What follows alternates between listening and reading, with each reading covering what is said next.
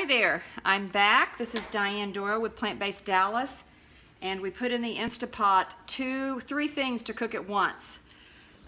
Using our nice little magnet, we put in chickpeas and sorghum mixed together, and then layered on top of that in a different container, we put barley. And again, I don't worry about the grain to water ratio. I just put lots of extras because I'm going to drain and rinse these anyway.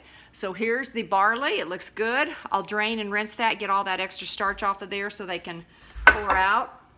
And then underneath here is the chickpeas and sorghum that worked out really well. So I'll drain and do that. Again, so I cooked 3 items together in the Instapot for 45 minutes.